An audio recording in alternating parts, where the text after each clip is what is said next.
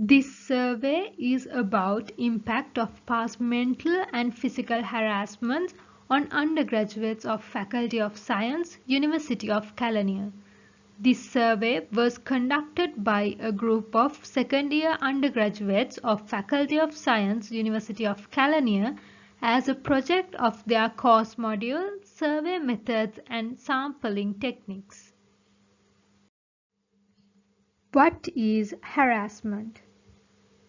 If someone is abusing, insulting, or otherwise harming you on a regular basis, it's called harassment. Within this survey, we focused on mental harassment and physical harassment. The purpose of doing this survey is to determine the impact of past mental and physical harassment on undergraduates of Faculty of Science, University of California. Therefore, the aim of this survey is to identify whether they have faced any harassment, how it has impacted them, and how far have the relevant actions has been taken. As the first step in conducting our survey, we identified and defined the population, which is 2,237 undergraduates of the Faculty of Science, University of California. To determine the sample size, we used the stratified sampling method. We calculated the sampling size using this equation and it resulted with 309 undergraduates as the sample population.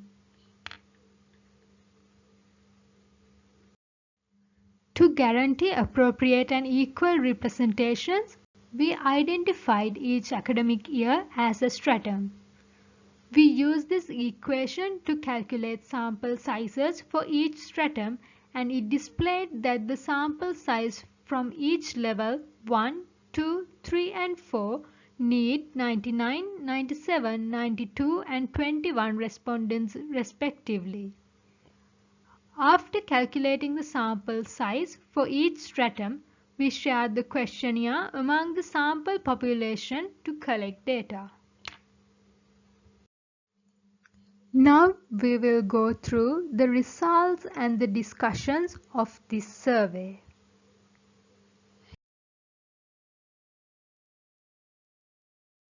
.9% of the participants of our survey consist of female respondents, while the remaining 48.1% consist of male respondents. According to this bar chart, we can see that majority of the respondents are from physical science stream and the minority respondents are from physics and electronics stream. When we consider this pie chart, we can clearly see that more than 75% of undergraduates have faced any kind of harassment in their life. When we consider these two pie charts about harassment faced based on gender, it shows that more than 70% of respondents from both male and female have faced any kind of harassment. As demonstrated, most of both female and male undergraduates have faced mental harassment, and also we can see that more than male undergraduates, female undergraduates have faced physical harassment. And some of the respondents did not mention the type of the harassment they faced. According to this pie chart, we can see that a majority of respondents, representing 60.7% of the participants, mentioned that they experienced only a mild effect due to harassment. 32.75% of the undergraduates who have faced harassment have been impacted moderately. 6.55% of the undergraduates have faced severe harassment, which represents a minority of our respondents. This graph interprets that 37.84% of victims have informed a friend about the incident. 32.43% of victims have not informed anyone. 25.68% of the undergraduates tend to inform their parents or relatives after the incident, and only 4.05% of the population has informed relevant authorities. It is disappointing to claim that 65.85% of the victims who have informed someone have not received justice. Furthermore, 34.15% said that the relevant party took a relevant action. Considering the impact that the undergraduates have faced after harassment involves anger, denial, fear, loss of self-confidence, isolation, and blaming themselves. This graph shows that most of the undergraduates were feeling angry. This chart represents that 64.16% of the undergraduates claim that they do not influence due to the harassment they have faced. Yet, a significant amount of the population also mentions that they experience mental, physical, and some even both influences. This graph interprets the amount of time taken by the victims to recover from the impact of the harassment. 79.8% of the undergraduates have recovered within a month.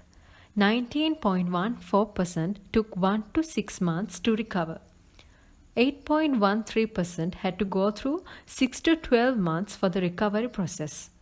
5.26% have taken more than a year to recover from the impact caused by the harassments they had to face.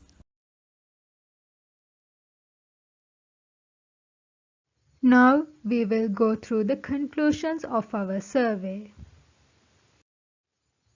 Majority of the undergraduates in the Faculty of Science, University of California have faced some kind of harassment in their life.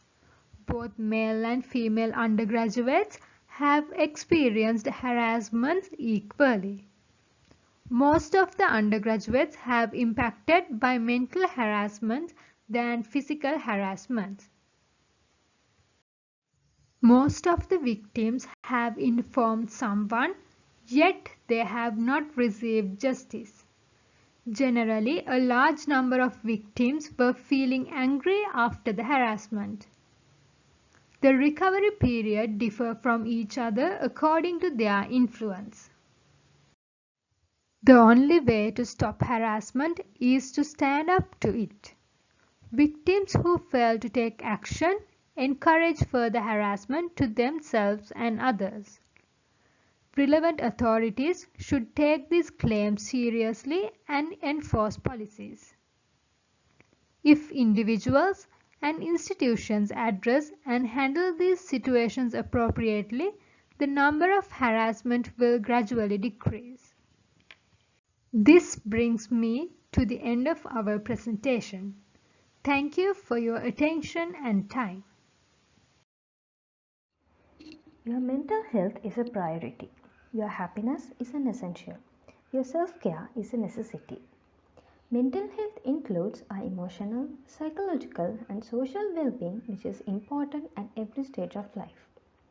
In order to find out the factors which affect the mental imbalance of undergraduates and how they overcome it, we conducted a survey on the topic Factors Affecting the Mental Imbalance or Stress of Undergraduates of the Faculty of Science, University of California. This survey was conducted as a requirement for the course module Survey Methods and Sampling Techniques. All the undergraduates of the Faculty of Science of University of California were considered in the population. Stratified random sampling was the sampling technique used and a random number generator was used by us. We used a questionnaire to collect data. Our main objective was to get an idea regarding the psychological issues that the undergraduates face. Our survey was also conducted with the aim of realizing the influence in academics by the issues faced by them, as well as to realize the behavioral changes in their social lives. We also aim to identify how the undergraduates relieve stress and find suggestions that could help overcome the mental issues faced by the undergraduate. For the methodology, first As usual, we conducted a pilot survey to get a better understanding of the main survey. Therefore, we were able to find out some sort of shortcomings and mistakes of the main survey that might have occurred. The sample size was 100 undergraduates from the Faculty of Science, University of California. From the results of the pilot survey, we conducted our main survey and some changes were made before sending the questionnaire. Here we used stratified random sampling as our probability sampling technique. Population under study were undergraduates of the Faculty of Science, University of California, and stratums were up first year to fourth year undergraduates. As you can see, this is the equation we use to calculate our sample size. Here, N, Z alpha, P and E denote the sample size, significance level, probability of success and margin of error respectively. The assumptions we made were that the confidence level is 95% and the margin of error is 0.05. After doing the calculations, we obtained a sample size to be 298. This is the equation we use to calculate the stratum sizes. Here, simple Ni is the sample size of the ith stratum which is needed to be calculated. Using a random number table, we selected undergraduates and then we published our Google form through Cal. After getting responses, we analyzed our data using Minitab statistical software. Okay, let's move to the results and discussion section. So in here you can see this pie chart. Majority of the undergraduates of the Faculty of Science have felt that they are stressed in their lives due to the assignments, tutorials, exams, grades and workload.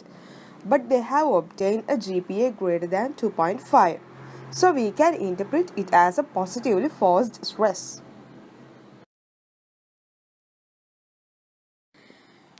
In this slide, there are three scatter plots. The left side scatter plot shows what is your current versus exam and grade stress.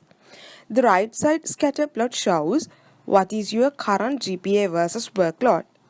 And the remaining scatter plot shows what is your current versus assignments and tutorials. So in here, this scatter plot shows what is your current GPA versus financial pressure.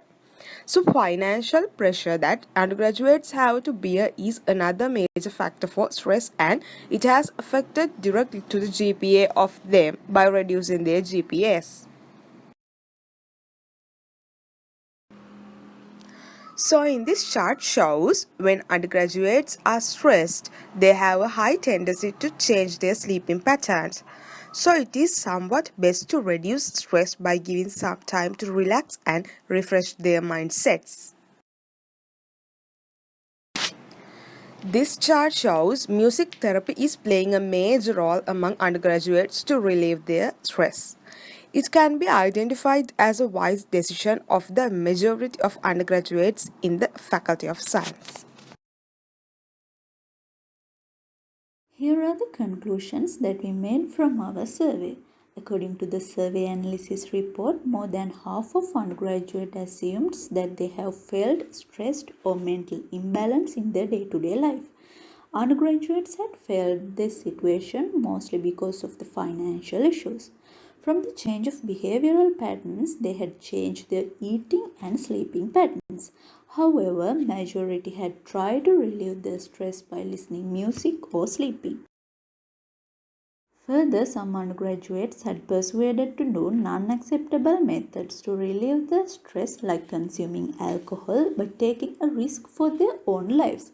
Finally, by reducing academic workload, increasing financial support, increasing extracurricular activities, encouraging to do sports are suggested to the administration regarding relieving the stress level of undergraduates.